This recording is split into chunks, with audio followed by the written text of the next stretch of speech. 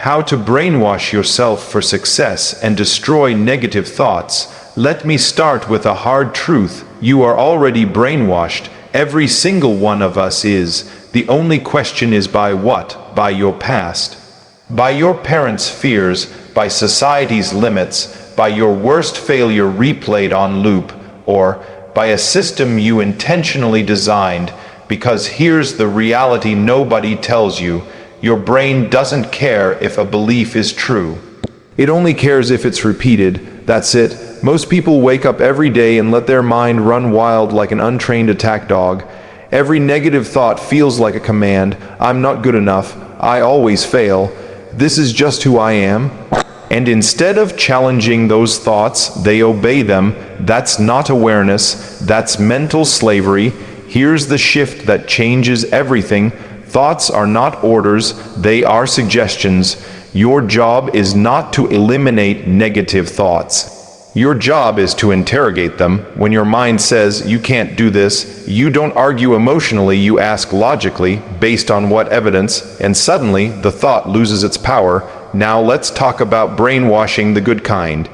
If repetition creates belief and belief creates behavior, then you need to repeat beliefs that serve the future you want, not the past you survived. That's not delusion, that's training. Athletes train their bodies. High performers train their identity. Here's the formula. You don't say, I'll believe in myself once I succeed. You say, I act like the person who succeeds until belief catches up. Confidence is not a feeling. It's a skill built through action. Every day, you are casting votes for the person you're becoming. When you do the hard thing instead of the easy thing, vote cast.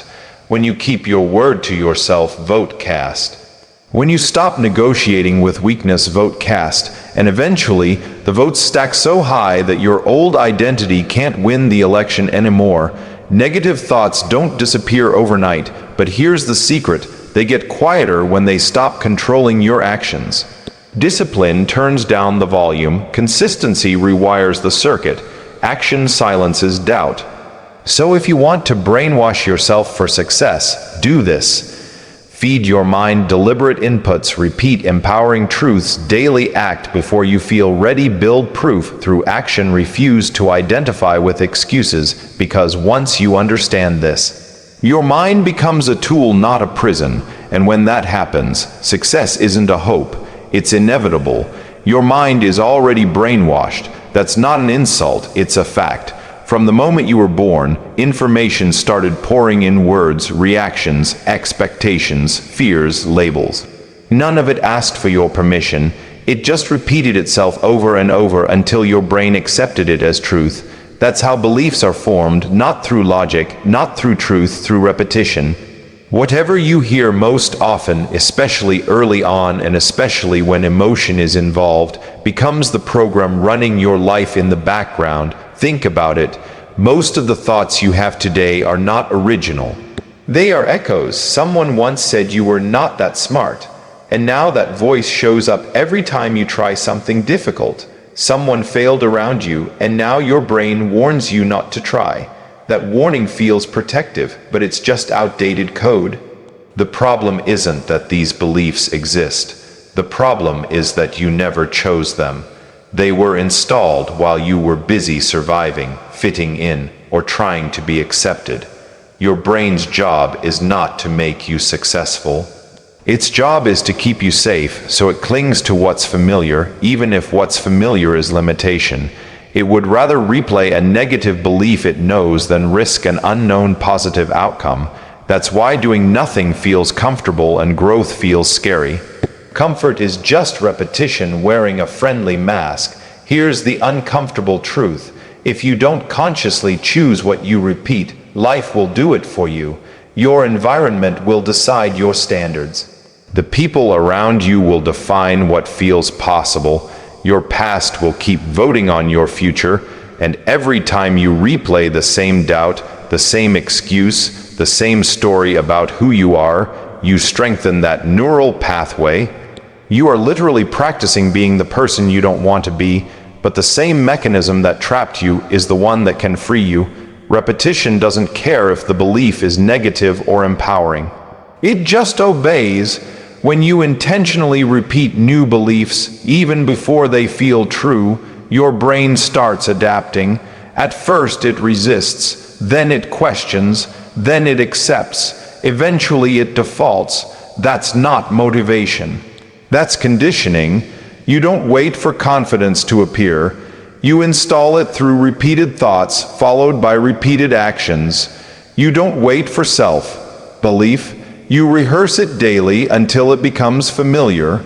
Because once something feels familiar, the brain stops fighting it. And when you choose the program instead of inheriting it, you stop living on autopilot and start directing the system that's been directing you your entire life. Negative thoughts are not your enemy. They never were. They're just noise. The real problem is what happens when you treat those thoughts like facts instead of signals. A negative thought is simply your brain doing what it was trained to do. Predict danger, avoid pain, conserve energy. That thought saying you're going to fail isn't truth speaking, it's a habit speaking, and habits only have power when they go unquestioned. Most people lose the moment a negative thought appears. They assume that because they thought it, it must mean something. They personalize it, they internalize it, they let it define them, but a thought is not an identity, it's not a prophecy, it's not a command, it's data, and data is useless until you analyze it. The real damage happens when a belief goes unchallenged. When the same thought shows up again and again, your brain stops labeling it as a thought and starts labeling it as reality. I'm not good at this becomes I can't do this. This is hard becomes this isn't for me. And slowly, quietly, your world shrinks. Not because you lacked ability, but because you never questioned the story running your behavior. High performers don't have fewer negative thoughts. They just don't obey them. They pause, create distance, and ask better questions. Is this thought useful? Is it proven? Is it helping me move forward or keeping me safe and small? The moment you question a belief, you break its spell. Awareness is disruption. Here's what most people miss: trying to stop negative thoughts actually makes them stronger. Resistance feeds them, attention fuels them. The goal isn't silence, the goal is authority. You acknowledge the thought, label it, and decide whether it earns a seat at the table. Most don't. Unchallenged beliefs become invisible rules. They dictate what risks you take, what opportunities you avoid, and what effort you withhold. You don't need a new personality, you need a new filter, one that separates fear-based assumptions from evidence-based decisions. The moment you stop asking, "Why am I like this?" and start asking, "Who taught me this?" you regain control, because beliefs are learned, and anything learned can be unlearned, replaced, and rewritten through conscious repetition and aligned action. Success is not built on motivation. Motivation is unreliable. It shows up when conditions are perfect and disappears the moment things get uncomfortable. If you rely on motivation, you will always be negotiating with yourself. Real change happens when you stop asking how you feel and start deciding who you are. Identity drives behavior, not the other way around. Most people set goals and hope their mindset catches up. That's backwards. Goals are external, identity is internal. You don't rise to the level of what you want, you fall to the level of what you believe you are. If your identity says, "I'm someone who quits when it gets hard," no goal will save you. If your identity says, "I'm someone who figures it out," obstacles become part of the process instead of reasons to stop. Every action you take is a vote for the type of person you believe yourself to be. When you skip the workout, avoid the call, delay the work, you're not just avoiding discomfort, you're reinforcing an identity. When you follow through, especially when you don't feel like it, you're doing something far more powerful than being productive. You're proving something to yourself, and proof beats motivation every time. Identity is built in the dark, in the small moments no one sees. It's built when there's no applause, no urgency, no external pressure. Those moments are either training you to trust yourself or teaching you that your word doesn't matter. Over time, your brain keeps score. It remembers whether you show up or back out, and it adjusts your self-image accordingly. This is why affirmations without action fail. You can't talk your way into a new identity. You have to behave your way into it. The words are the reminder, but the action is the evidence. One without the other creates internal conflict. Together, they create alignment. When identity changes, discipline stops feeling like force. It feels like consistency. You're no longer trying to become someone new. You're simply acting in alignment with who you've decided you are. And once that decision is made, success stops being something you chase and starts being something you express through your daily choices. Repetition is the real advantage, not talent, not luck, not intelligence. The human brain is a pattern recognition machine, and whatever you do most often becomes what you do best. Whatever you repeat becomes automatic.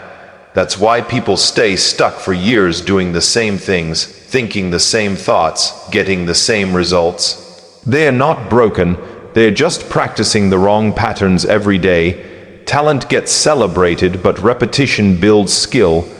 Talent might give you a head start, but repetition decides who lasts. The brain doesn't care how inspired you are. It rewires itself based on what you repeatedly do. Every time you choose the same excuse, you reinforce it. Every time you avoid discomfort, you train avoidance. Every time you push through resistance, even imperfectly, you strengthen resilience. You are always training something, whether you realize it or not. What feels hard at first eventually becomes normal. What feels impossible becomes manageable. What feels unnatural becomes instinct. That's not personality change, that's neural adaptation. The brain is plastic. It reshapes itself according to demand, but it needs volume. One good decision doesn't change a life. Hundreds of aligned decisions do. Most people quit too early because they expect repetition to feel exciting. It doesn't. It feels boring, it feels tedious, it feels thankless, and that's exactly why it works. While others are waiting for inspiration, repetition quietly compounds. It removes the need for willpower. It creates default behaviors. You stop deciding what to do and start doing what you've trained yourself to do. This is why consistency beats intensity. Going all in for a week and burning out teaches your brain instability. Showing up in small, repeatable ways teaches reliability. The brain trusts what's predictable. When it trusts you, it gives you access to higher levels of focus, confidence, and execution. Repetition also rewrites self-talk. When your actions repeatedly contradict your doubts, the doubts weaken. The mind follows behavior. Proof accumulates. The inner dialogue changes not because you forced it, but because the evidence no longer supports the old story. You don't become disciplined by thinking about discipline. You become disciplined by repeatedly doing disciplined actions until they feel like who you are. That's how habits turn into standards. That's how effort turns into identity. That's how ordinary people build extraordinary outcomes through boring, relentless, intentional repetition. Repetition doesn't just shape behavior, it shapes standards, and standards determine what you tolerate, what you accept, and what you walk away from. This is where most people miss the final shift. They build habits, they change thoughts, they even adjust identity, but they keep old standards, and old standards will always pull you back. Your standard is the line you no longer negotiate with. It's the moment where excuses stop sounding reasonable. That line is not set by ambition, it's set by what you repeatedly allow. Every time you let yourself quit early, lower the bar, or justify inconsistency, you are teaching your brain that this level is acceptable. The brain loves efficiency, So once something is labeled acceptable, it becomes the default. High performers aren't superhuman. They've just trained their nervous system to see a higher level of effort as normal. What feels extreme to others feels standard to them, not because they were born that way, but because repetition raised the floor. When showing up tired becomes normal, tired stops being an excuse. When discomfort becomes familiar, fear loses leverage. This is why environment and self-talk matter so much. What you surround yourself with is repetition by proxy. If you constantly hear low expectations, you'll internalize them. If you constantly expose yourself to growth-oriented language, disciplined behavior, and higher standards, your brain recalibrates, not instantly, but inevitably. Raising your standard is uncomfortable at first because it creates friction with your old identity. The old version of you will resist, it will argue, it will bargain. That's not a sign you're doing something wrong. That's proof you're disrupting a pattern. Growth always feels like loss before it feels like power. The key is consistency without drama. No grand declarations, no emotional spikes, just quiet enforcement of a new rule. This is how I operate now. This is what I accept. This is what I no longer do. Over time, your actions reinforce the rule, and the rule reshapes your self-image. Eventually, the things that once required effort feel non-negotiable. You don't hype yourself up to show up. You don't debate whether to follow through. You don't need external pressure. The standard carries the weight. And once your standards change, your results have no choice but to follow, because you're no longer trying to succeed. You're simply refusing to operate below the level you've trained yourself to live at.